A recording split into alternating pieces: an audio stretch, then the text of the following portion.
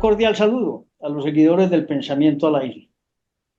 Estamos con un personaje ecuatoriano, doctor en jurisprudencia y abogado, además con estudios y especialidades en la Universidad Complutense de Madrid y máster en propiedad intelectual y derechos de las nuevas tecnologías. Es un hombre pues muy amplio en el conocimiento. Además fue director de la Dirección Nacional del Derecho de Autor Ecuatoriano, que hace parte del Instituto Ecuatoriano de la Propiedad Intelectual. Pero además, este es un hombre que en el ámbito de la docencia ha sido profesor de grandes universidades y es actualmente profesor de grandes universidades ecuatorianas. También ha representado al país como experto en procesos de negociación y de acuerdos comerciales internacionales y defensor, óigame bien, defensor de los artistas, intérpretes y ejecutantes y de los productores musicales. Un hombre con una experiencia magnífica, Esteban Argudo Carpio. Un cordial saludo. Hola Antonio, buenas tardes. Muchísimas gracias. Para mí es un gusto estar en tu programa que lo sigo desde hace tiempo. El pensamiento libre yo creo que marca un hito en lo que es la comunicación en Colombia y sobre todo la forma como abordan los temas de interés y de actualidad en tu país. Para mí es un gusto y estoy aquí para responder todas las preguntas y conversar en este espacio todo aquello que sea del interés en este momento en relación con mi país, que tantos problemas, dificultades atraviesa estos días. Hombre, Esteban, nos conocemos, creo, que desde hace 10 años en temas relacionados con la propiedad intelectual y hemos coincidido en diversos países del mundo. Y ahí lo he ido conociendo bien a él, a su familia y a su entorno político y social ecuatoriano. ¿Por qué invitamos a Esteban? Lo invitamos porque hoy están sucediendo acontecimientos terribles en el Ecuador. Y quiero que él, de primera mano, sin tapones de prensa ni de nada, nos hable claro de la situación ecuatoriana en este momento. Cuéntenos por qué se originó esta embestida del terrorismo, o más bien de las bandas criminales en el Ecuador. Bueno, esto tiene sus antecedentes, ¿no? En esta semana, al inicio de esta semana, se desencadena estos acontecimientos de violencia que ya habían existido en las cárceles ecuatorianas. Y había motivado, por ejemplo, que el presidente anterior, Guillermo Lasso, decretara por más de 20 ocasiones estados de emergencia aquí en el país, a fin de poner orden en las cárceles que están dirigidas por jefes de bandas. Hay 22 bandas identificadas, vinculadas al narcotráfico en el Ecuador, que operan desde las cárceles. Tienen sus líderes desde allí. Las disputas son por espacios dentro de las propias cárceles y también en las calles, ¿no? Pero, Eso, sí, Antonio. ¿quién origina? ¿Qué bandas? ¿O es una misma banda que quiere desestabilizar el país? Son varias bandas. Las más importantes, sin duda, hay dos que son las más relevantes. Se llaman los choneros, que vienen operando en el país ya por varios años, desde hace, sin duda, más de 10 años atrás. Y otra banda que son los lobos. Ahora, la preocupación reside en que estas bandas están vinculadas a cárteles del narcotráfico. Aquí operan los cartel de Sinaloa y también la nueva generación no recuerdo si es Jalisco o cómo se llama, pero son dos bandas narcocriminales de México. Y aparte de eso, también estaba presente la mafia albanesa. O sea que esto se ha convertido, el país se ha convertido en un albergue de las bandas, digamos, transnacionales del narcotráfico.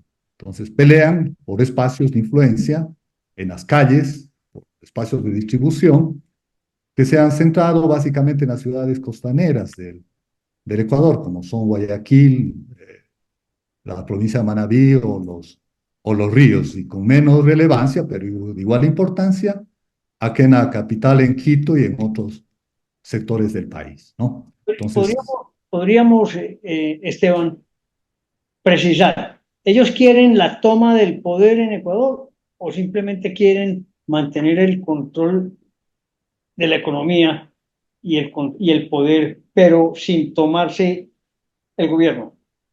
ellos lo que buscan es operar libremente aquí en el país, ¿no? Poder hacer sus negocios con facilidad sin que el Estado intervenga, pero en verdad realmente se ha convertido acá en un Estado paralelo. Dentro del Estado, las bandas vinculadas al narcotráfico. Entonces el Estado tiene, lo principal que tiene que hacer este rato, luego de lo que ha ocurrido, que fue un hecho realmente espantoso lo que ocurrió esta semana.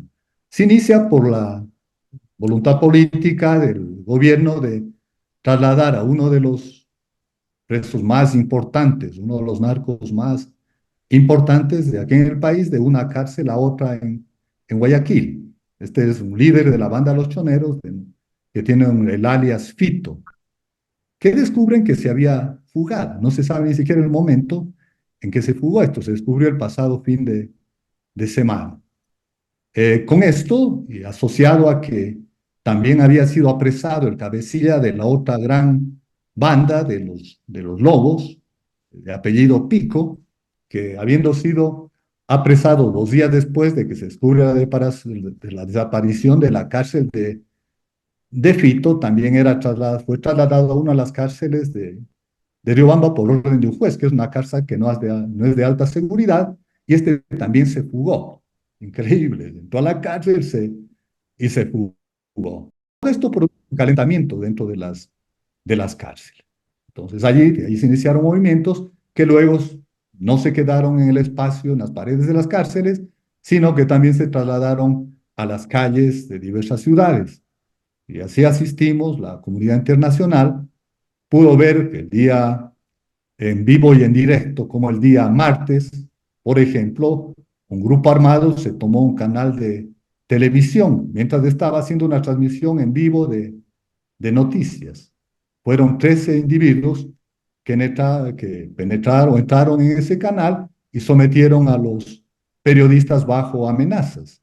Y mientras tanto, en las calles había saqueos, colocaban bombas, incendiaban vehículos en ocho ciudades del país. Igualmente se tomaron 6 cárceles, los presos, los detenidos, ¿no? Y tomaron como rehenes a sus guardias y a la policía.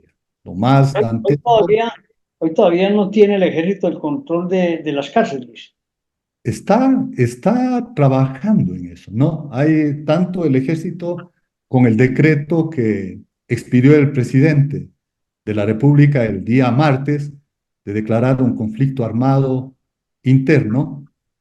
Realmente se robusteció la institucionalidad del Estado, porque posibilita tanto al ejército como a la policía que puedan actuar con mayor libertad, porque acá eh, lo que ha sido un óbice para hacer el combate de la delincuencia, tanto en las cárceles como por fuera, ha sido la protección que desde ciertos organismos, derechos humanos, siempre se está hablando de los derechos de la población carcelaria, pero olvidándose de los derechos de la gente que es la víctima de sus atentados, y además las víctimas del propio narcotráfico, ¿no? Hombre, esto tiene de alguna manera relación con la muerte del candidato Villaveses, ¿o no? Desde, yo creo que el año 2023 fue un año aciago para nuestro país. Eh, se dieron hechos que son realmente espantosos. Tengo una cifra acá, ¿no? Imagínate, que dice, se cerró con más de 7.800 homicidios, 220 toneladas de droga incautadas, que son récords realmente en nuestro país, ¿no? Nuestro país tiene apenas 17 millones de habitantes, casi es un tercio de la población colombiana y somos 5 veces más pequeño que el territorio de ustedes, ¿no? Y en este territorio se han producido solamente en las cárceles la muerte de más de 460 personas en este año. Con eso, estando muy cerca del proceso eleccionario, se asesinó, que para muchos lo califican de magnicidio, al candidato Fernando Villavicencio, y esto fue lo que visibilizó a nivel internacional lo del estado de violencia en que estamos viviendo aquí en el Ecuador, que no se había iniciado en este año, porque el año anterior ya tuvimos amotinamientos muy fuertes dentro de las cárceles, pero se visibiliza con la muerte de Fernando Villavicencio. Es Eh, verdad. Te interrumpo ahí porque viendo los videos del asesinato de Villavicencio, uno queda sorprendido de la fragilidad que tenía porque casi que fue planeada y uno no sabe si su propio equipo de guardaespaldas estaba imbuido en ese atentado porque fue de una manera muy fácil, muy previsiva inclusive, ¿no? Absolutamente. Nadie se puede imaginar que una persona que era amenazada, porque sobre él recayeron cientos de amenazas precisamente por la denuncias que hizo en relación con el narcotráfico y con ciertos nexos que puede tener en otros estamentos de la sociedad ecuatoriana. No obstante, se le vio que fue asesinado en una camioneta donde fue, digamos, abandonado por quienes estaban encargados de protegerle, que permitió que los sicarios, sin ningún obstáculo de por medio, le dispararan. Aparte de que no se siguieron procedimientos que estaban preestablecidos, protocolos de seguridad, porque él tenía que salir por una puerta trasera del Coliseo en donde había terminado un mitin político y finalmente que no llegó a tiempo el vehículo blindado que debía llevarle a él y salió en una camioneta donde se vio, le pusieron, sentaron asiento trasero y dando todas las facilidades para que los sicarios pudieran asesinar, ¿no? Y lo más increíble viene que después de este asesinato, todos los autores materiales del crimen fueron muertos, ¿no? Fueron asesinados también dentro de las propias cárceles. Lamentablemente, como ocurre en muchas partes, había colombianos muertos en ese acto criminal que cometieron contra el candidato Villavicencio. Una tristeza también que nuestra gente esté involucrada en esos actos criminales. ¿Cómo va la investigación sobre la muerte de Villavicencio? Todavía no hay resultados visibles, ¿no? No obstante que hay la colaboración, se cuenta con la colaboración de varios estamentos, ¿no? Por ejemplo, el FBI, también el gobierno de Estados Unidos ofreció una recompensa a quienes dieran pistas sobre los autores intelectuales, que es lo que corresponde establecer en este momento, ya que los autores materiales ya aparecieron, ¿no? Las investigaciones siguen. La Fiscalía, que es un organismo que opera con total independencia de los poderes políticos aquí en el país, está realizando la investigación. También te debo contar que una de las cuestiones que en estos días llamó la atención fue la denuncia que hizo y el operativo que llevó a cabo la fiscal general de la Nación, una operación que tuvo como nombre Metástasis, en donde se descubrieron los vínculos que tenía las organizaciones narcocriminales con estamentos de la sociedad ecuatoriana. Básicamente la función judicial, ¿no? Los contactos con los jueces y fiscales y además funcionarios del Estado, que son los encargados del control de las cárceles, donde realmente estos capos de la mafia viven como reyes, ¿no? Y operan con total libertad desde dentro de esos sitios. Esta operación que llevó a cabo la fiscal ha dado muchas luces, sobre todo algo que ya se sabía acá en el Ecuador, ¿no? La permeabilidad que tiene la institucionalidad en relación con el narcotráfico, ¿no? Que ya se ha visto cuando con mucha facilidad más tardan en entrar los delincuentes los jueces los liberen, haciendo uso de recursos constitucionales, sobre todo de un uso abusivo del habeas corpus, ¿no? Con ese, muchos presos han sido puestos en libertad en menos de 24 horas, ¿no? Hombre, Esteban, voy a comparar con Colombia. En Colombia nosotros hemos tenido un conflicto, digamos, guerrillero eterno, más de 60 años. Siempre que la guerrilla del ELN, PL, FARC, de todo, de innumerables los grupos guerrilleros, y se sigue hablando de paz. Pero en Ecuador no hay los denominados grupos guerrilleros en forma tal o que tengan tanta fuerza. Está la población indígena, que es muy fuerte, pero no está ese control tan grande de la mafia, ¿no? Sí, acá hay siempre hay una tentación a comparar lo que está ocurriendo en este momento en el Ecuador con lo que ocurría en Colombia, ¿no? Con los niveles de violencia.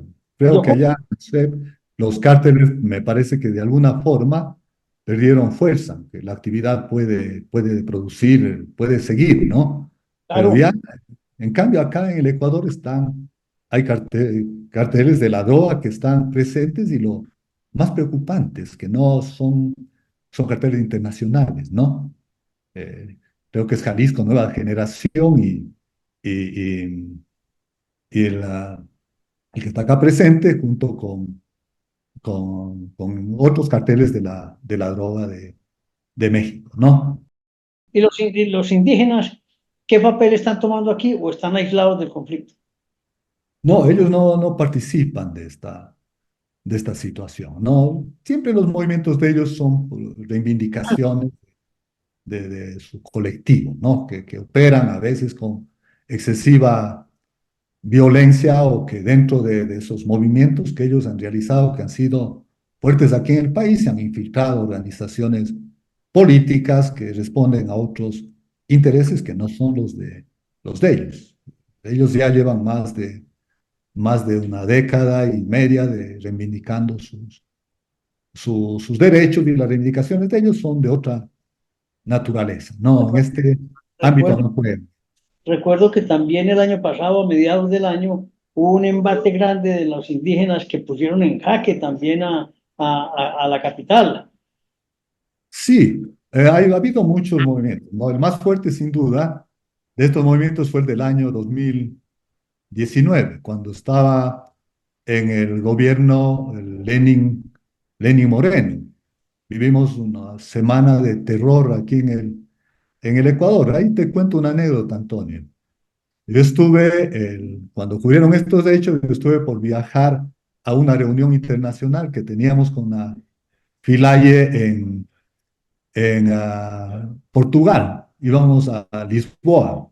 Yo tenía todo listo ya para realizar el viaje, tenía la valija preparada y no pude trasladarme desde mi casa al aeropuerto porque estalló esta revuelta de los indígenas que estuvieron secuestrados a la ciudad de Quito por una semana. No había cómo, no había libertad de movimiento, los niveles de violencia eran muy elevados y evidentemente ahí se infiltraron ciertos agentes ajenos al movimiento indígena que incluso incendiaron edificios de la Contraloría General del Estado, curiosamente, donde había muchos expedientes de personas, de políticos que estaban siendo procesados por actos de corrupción, ¿no? Qué vaina, hombre. Entonces, mire que para los colombianos, en un país vecino, histórico nuestro, hermanos casi que de sangre, donde Bolívar, Córdoba, Sucre fueron grandes, Córdoba no, Sucre fue gran héroe allá de la campaña libertadora, están también hoy sumidos en problemas similares a los nuestros. Pero su origen es más ligado al poder del tráfico de las drogas y a lo que ello conlleva, que es una violencia terrible, pero sin ideología. Y eso es un problema que de pronto con fuerza y el presidente Novoa actúa como está actuando, lo pueden corregir, ¿no? Sí, sabes que a Novoa le toca afrontar un problema que no lo generó él. Apenas está 2 meses Desembolsar. en el gobierno, pero ha tenido que tomar este asunto que ya se discutió en la campaña, ¿no? Mucho de la seguridad sin duda fue el tema que más se focalizaron los candidatos a la presidencia de la República y Noboa, y como todos los demás candidatos, ofreció, ¿no? Ofreció establecer una política. Todos este dato tienen como modelo a Bukele, ¿no? En el tratamiento o en la lucha contra estas organizaciones, contra las bandas sobre todo, y lo está cumpliendo, ¿no? Porque la lucha que hizo, las medidas que tomó Lazo a través de todas las acciones que emprendió fueron totalmente ineficaces. Yo creo que no hubo el nivel de decisión y no ha conseguido algo que no se ha conseguido acá en muchos años. Ha conseguido que la Asamblea, de manera unánime, respalde las medidas que ha tomado él, sobre todo esta declaratoria de emergencia que lo hizo la semana pasada, a finales de la semana pasada, y también este decreto que declara al Estado en situación de conflicto interno, ¿no? Yo Sí, creo que es positivo, ¿sí? es una gran diferencia. Tiene el apoyo de la ciudadanía, tiene el apoyo de la Asamblea, el apoyo del Ejército. Yo creo que van a obtener resultados, pero tienen que ser persistentes, fuertes y no parar, no parar, porque si paran, les cogen ventaja. Yo creo que es una oportunidad histórica, Antonio, esta que se ha presentado, y posiblemente uno de los presidentes más jóvenes del país.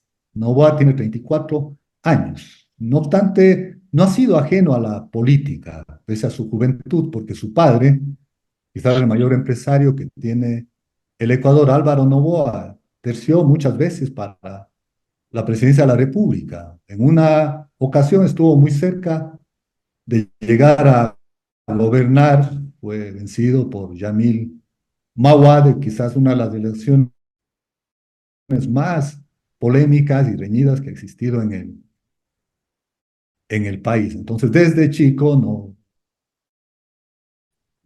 en su sangre y creo que está asumiendo bien. Además de que él pudo romper esta polarización que tiene el país entre los correístas y los anticorreístas, ¿no? Él ha logrado, se presentó como un interlocutor sin intereses en ninguno de los dos sectores y creo que eso le ha forjado que pueda llegar a conseguir estos niveles de unidad, ¿no? Porque la Asamblea Ecuatoriana se ha manifestado a favor de las medidas tomadas por él. Hombre, es una descripción perfecta de lo que está sucediendo. Pero el gran afectado en todo esto es la población civil, porque la economía también se afecta. ¿Cómo está la economía en este momento? Bueno, las arcas fiscales quedaron ya muy exiguas a la salida del gobierno del presidente Lazo. Hoy nada más estuve escuchando que llegó a un nivel histórico el déficit del presupuestario del año 2023, que tiene un déficit de más o menos 6.000 millones de dólares que no se pudieron cubrir, ¿no? Entonces, esto ha ocasionado que en este momento, cuando se tiene que hacer la guerra al- a las bandas delincuenciales y al narcotráfico, el Estado no tenga recursos. Hoy mismo el presidente Noboa, o no sé si fue ayer en la noche, presentó un proyecto de ley económico urgente que básicamente tiene como propósito aumentar el IVA, que es el impuesto a las transacciones mercantiles, en un 3%. Actualmente el IVA en el Ecuador es del 12% y lo sube al 15%.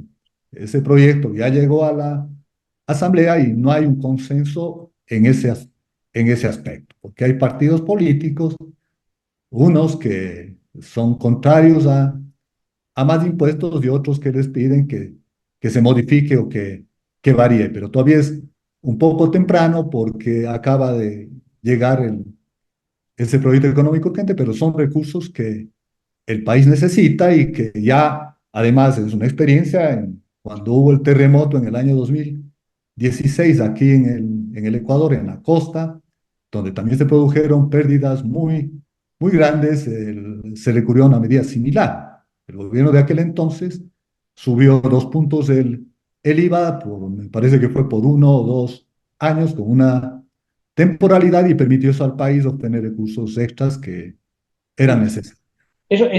Esos 3 puntos del IVA serían exclusivamente destinados a armamento y a preparación de inteligencia de una destinación específica para acabar con los carteles. Sí, sí, es destinado exclusivamente a seguridad, ¿no? Ahora también se cuenta con el apoyo, y lo ha manifestado ya, del gobierno de Estados Unidos y también el presidente argentino también se manifestó que quería dar un apoyo logístico en lo que tiene que ver con la seguridad. Aparte de eso, ha habido el respaldo de nuestros gobiernos vecinos, quienes van a tener un mayor control en las fronteras a fin de evitar la fuga o de estos narcocriminales, ¿no? Eh, Creo que Colombia no se ha pronunciado. El presidente Pedro está calladito. Creo que hubo alguna manifestación ya del presidente colombiano, pero más explícitos han sido otros gobiernos que se han manifestado más abiertamente, ¿no? En este sentido, pero creo que también el gobierno colombiano ha ofrecido cuidar las fronteras, ¿sí? Y esto, en todo caso, hay un apoyo internacional muy importante, hay un respaldo a nivel nacional. Yo creo que es una oportunidad histórica que tiene este joven presidente, Daniel Noboa, de, de- de conseguir lo que no ha podido conseguir los gobiernos anteriores, que tuvieron esta misma conflictividad, que es ejercer un control, que el Estado controle las cárceles y controle las calles, porque lastimosamente los conflictos no se redujeron dentro de los conflictos de poder, ¿no? No se quedaron dentro de las paredes de las cárceles, sino que han salido, han trasvasado esas paredes para ubicarse en las calles, donde también están peleando por espacios para distribución de la droga. Uno podría concluir, Esteban, así. Guerra en las cárceles, guerra en las calles, gobierno en déficit, Sí, ciudadanos indefensos y asustados. Una crisis muy grande, ¿no? sí, sí, sí, es una crisis muy grande que ocurre en un país que antes, en la década de los 80, el Ecuador era conocido como una isla de paz, se decía del Ecuador, ¿no? ¿Por qué? Porque siendo un país pequeño, estábamos entre Colombia, que estaba, como tú lo has manifestado hace un momento, tenía a las FARC, al Movimiento de Liberación Nacional, ELN, y otras organizaciones de ese tiempo, bueno, organizaciones que luego se transformaron en terroristas, ¿no? Y por otro lado, Perú con Sendero Luminoso. Acá no se escuchaba hablar de sicariatos, ese tipo de delitos, si no era por las películas, ¿no? O porque conocíamos de la realidad de los países vecinos a través de las noticias, pero hoy en día ya es parte del léxico común de los ecuatorianos hablar de sicariatos y otros delitos que antes no se cometían. Lo que ha caracterizado al país ha sido la inestabilidad política. Nosotros sobre todo a finales del siglo pasado, luego del año 95, tuvimos 3 gobiernos que fueron derrocados. El último en el año 2006, ¿no? Y eso nos ha pasado facturas, esta inestabilidad política. Un país de gente amable, sana, donde tú podías salir a la calle sin ningún problema. Hoy en día es un país convulsionado, lo que está impregnado por la violencia y donde la gente no puede desarrollar sus actividades con calma. Hay ahora mismo estuve escuchando en la mañana, muchos gremios de empresariales y de comerciantes que están quejándose porque en estos días no han podido trabajar. Han abierto hoy los establecimientos, porque toda esta semana ha sido una semana muerta, digamos, y esto va a afectar mucho la economía del país en todos los niveles y en todos los sectores. Entonces, el Ecuador hace rato ya dejó de ser la isla de paz de las cuales nos jactábamos nosotros, ¿no? Y hoy en día, fíjate que estamos metidos en medio de una guerra con las bandas delincuenciales. Hombre, Esteban, un panorama que nos has descrito, como bien lo dije ya, de una manera perfecta, clarísimo, sin ambigüedades y sin miedo. Tenés expectativas y esperanza en el futuro, así lo creo. Y te voy a invitar a que eventualmente sigamos a través tuyo en el pensamiento al aire comentando los sucesos del avance de la superación del conflicto ecuatoriano. Estar encantado, Antonio. Tu programa realmente es un programa que tiene mucha difusión, mucha divulgación. El hermano pueblo colombiano que está por demás decir. Siempre sentimos el gran apoyo que tenemos del pueblo colombiano y la vinculación y la hermandad con el pueblo ecuatoriano, así es histórica. Traspasado fronteras. Alguna vez te contaba a ti que nosotros habíamos declarado la guerra a una gran potencia mundial cuando fue cercenado el territorio de Panamá con Colombia, ¿no? Imagínate, un país tan pequeño le declaró la guerra a una A una potencia. potencia. Sí. Hay qué historia esa de Panamá. Hablaremos de ella otro día, por Dios. Qué tristeza. Sí, bueno, pero eso es una anécdota, ¿no? Entonces nos seguirás contando historias del Ecuador en pequeños y breves mensajes. Esperamos que se supere el conflicto, que avancen en el desarrollo que tenían y que las familias ecuatorianas recobren la paz y la tranquilidad. Es El más, pensamiento al aire, Esteban, te agradece tu presencia, tu apoyo y sigas con la formación académica de muchos hombres allá en el Ecuador. muchísimas gracias, Antonio. No sabes, para mí ha sido realmente no solo una satisfacción, sino un honor estar en tu programa y estaré dispuesto las veces que tú me llames. Ha sido un gusto y un saludo muy especial para ti y para toda tu audiencia. Un Bueno, abrazo, amigos, un abrazo a los colombianos.